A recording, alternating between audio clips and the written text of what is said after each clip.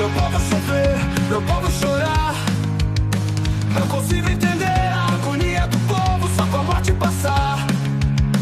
Amanhã de manhã, quando eu acordar, vou sair, vou pra praça, vou proclamar. A agonia só passa quando finalmente o povo parar de se acomodar. Como vocês sabem, tenho aparecido pouco, mas deixo esse vídeo com vocês. Você falou, Mário Sérgio, dessa dificuldade que as pessoas têm hoje em dia de acolher a dúvida. E também nessa resposta você falou da questão do eu acho, que as pessoas hoje elas estão mais empenhadas em provar que têm razão. Certezas, né? Têm certezas e reafirmar suas próprias certezas do que avançar no conhecimento nessa troca com o outro. E isso leva a gente para uma sociedade que a gente está vivendo atualmente, em que o diálogo ele não tem muita saída, não tem muito caminho para o diálogo. Se a gente diz, por exemplo, para lembrar a história recente, que a vacina salva a vida no meio de uma pandemia e alguém diz, eu acho que não, que você vai virar um jacaré, não tem como você convencer essa pessoa. Então, mas você tem que lembrar de algo, isso que você está falando é correto. As pessoas que negacionistas são ou forem numa situação como essa que você mencionou, ela é negacionista naquilo que é improvável. Isto é, que não dá para provar. Não dá para provar que a vacina ela faz mal, a menos que você vacine toda a população, e aí você espera para ver quando faz mal. Não dá para provar que ela não deva ser colocada, a menos que você deixe sem a vacinação. Então é fácil. Eu quero ver alguém negar a lei da gravidade. E dizer assim, não, imagina, isso aí é opinião, isso é narrativa. Já está começando a negar. Então, ele nega, então vai salta de cima do prédio, vamos ver se ele cai. Não, mas lá no espaço, você soube, Cortella, já estão a energia escura? Sim, claro. Está em expansão, já está? Isso é uma suspeita científica, aí é outra coisa. O que é estranho é que normalmente quem nega o improvável. O planeta, ele é planinho. Plano. Ótimo. Só tem um jeito de provar. Você vai caminhando para ver se você está na mesma reta. Como a pessoa que nega, de maneira geral, ela não precisa sustentar a veracidade daquilo, ela diz o eu acho. Não adianta a gente, por exemplo, ter agora, entre nós, uma contaminação, uma forma de disseminação infecto-contagiosa, e a gente abrir agora aqui no programa, junto com a plateia, uma votação para a gente decidir se é vírus ou bactéria. Não, você tem que chamar um especialista. Sim. Não, vamos votar.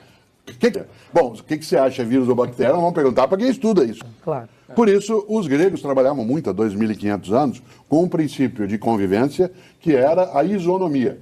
Isto é, nós temos o mesmo direito a participar. Mas tinha um segundo princípio, que era a noção de isegoria, que vai decidir quem de fato conhece aquilo. Ou seja, enquanto nós estamos discutindo o caminho, todos participamos. Quando é hora de colocar-se em marcha, orienta quem tem condição e conhecimento para fazê-la.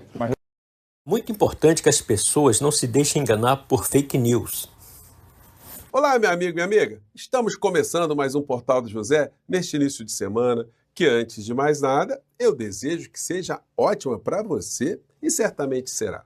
E nada como começarmos uma semana de forma muito positiva, trazendo notícias muito positivas, algumas de fora do nosso país, vindas especificamente de Portugal, e outras aqui de dentro do nosso país, que dizem respeito à nossa saúde, algo que foi absolutamente negligenciado durante esse tempo que uma agente criminosa esteve à frente do nosso país. Eu vou trazer aqui para vocês situações que são muito contrastantes, né? Mas para começar, vamos mostrar essa história aqui. A extrema-direita aqui no Brasil estava vitaminando por suas redes sociais a expectativa que a extrema-direita iria ganhar as eleições lá em Portugal, mostrando que os antiglobalistas, os anticomunistas... É engraçado o seguinte, o Dudu Bananinha, nesse discurso aqui, dizendo, não, porque o Chega está atuando contra a imigração em Portugal. E quem mais imigra para Portugal somos nós, brasileiros. Então, o discurso completamente idiota, mais uma vez anti-interesses do povo brasileiro, nós temos muitas raízes ligadas a Portugal, e esses criminosos fazendo sempre um discurso de divisão, um discurso de repúdio, enfim. Não é à toa que o senhor André Ventura, esse representante da extrema-direita lá em Portugal, estava sendo chamado de uma espécie de Trumpzinho português, para vocês terem uma ideia do que estava acontecendo lá. E o Dudu Bananinha tinha postado um vídeo, dizendo, olha, o Antônio José Segura, o socialista, teve 31% de votos na primeiro turno. E o André Ventura, 23%. Portanto, o André Ventura ele poderia canalizar os votos todos os conservadores da extrema-direita e vencer o socialista Antônio José Segura. Qual foi o resultado lá? O Antônio José Seguro ganhou com quase 70% dos votos. Eu estava vendo os mapas eleitorais lá em Portugal.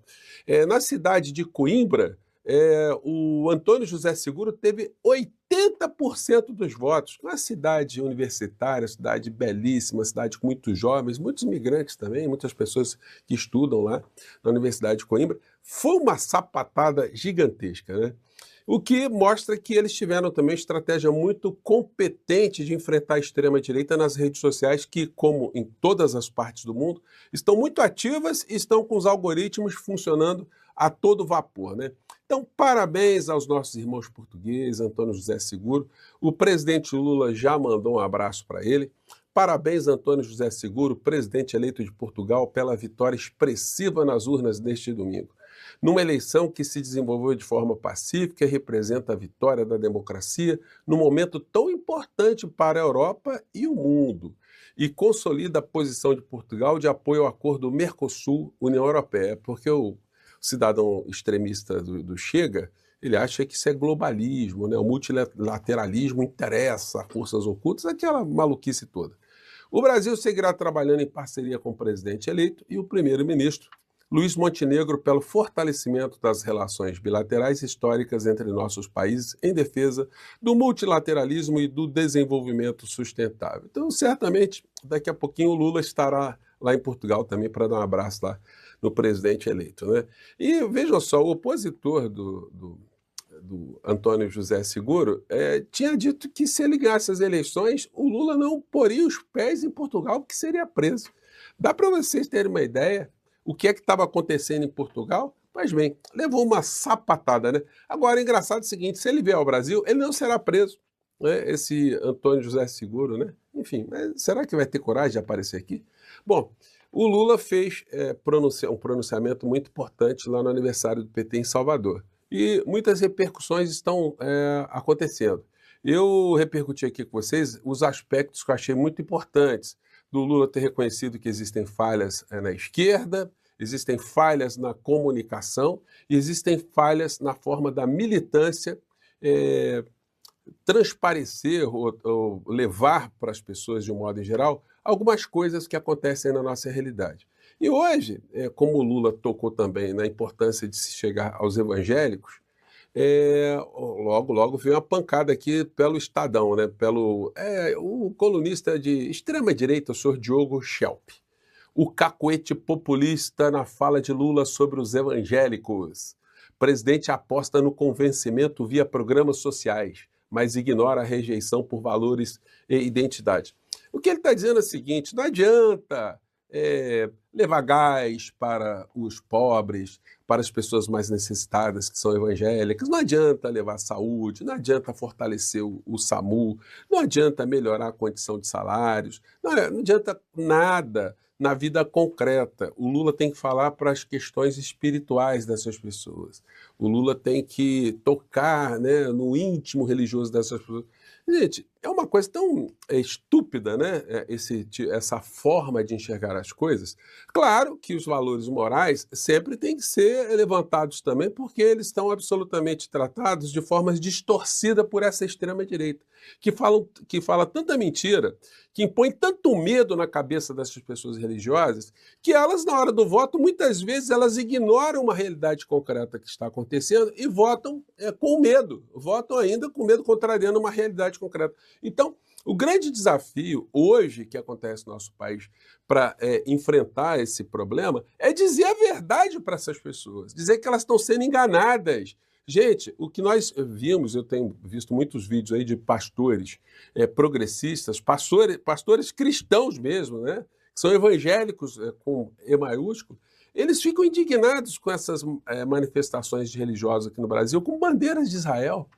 Essas pessoas não sabem o que elas estão fazendo com a bandeira de Israel, elas estão defendendo o quê? O que tem a ver o Estado de Israel, o que tem a ver o genocídio praticado por Netanyahu e os extremistas que estão à frente de Israel com o povo evangélico aqui do Brasil. Então isso precisa ser explicado para essas pessoas, que elas estão sendo enganadas, elas estão sendo ludibriadas, estão impondo cada vez mais essa filosofia do medo a essas pessoas, né? Enfim, está aí o artigo da criatura. E a extrema-direita nas redes sociais continua com seus vídeos catastróficos. Essa aqui, por exemplo, diz: caos na justiça, caos financeiro, caos moral. E é o seguinte, isso vai amedrontando as pessoas, né? E aí a gente tem que também enfrentá-las com muita dureza. Bom, o presidente Lula está indo agora lá para o Instituto Butantan. Vejam só a diferença. Vocês conseguem imaginar se o Bolsonaro sabia o que era o Instituto Butantan? O curioso é o seguinte, que Tarcísio de Freitas, que é o filhote do negacionismo, estará lá com o presidente Lula, porque o governo federal vai injetar 1 bilhão e 400 milhões de reais em infraestrutura. Vai melhorar muito a indústria desses fármacos voltados ao interesse público, à saúde pública aqui no nosso país. Lula visita o Instituto Butantan e anuncia investimento de 1 bilhão e 400 milhões de reais em infraestrutura, vacinação e insumos imunológicos. Recursos serão aplicados na construção de 2 novas fábricas, além da modernização de outras 2. Investimento integra a política voltada ao fortalecimento da indústria da saúde, com foco nas principais necessidades da população. Eu estou querendo ver essa cena, o Tarcísio de Freitas constrangido do lado do Lula, né? Porque no tempo que ele estava no governo, o governo que ele pertenceu, o senhor Tarcísio, era um governo que era negacionista e, se pudesse, explodiria o Butantan.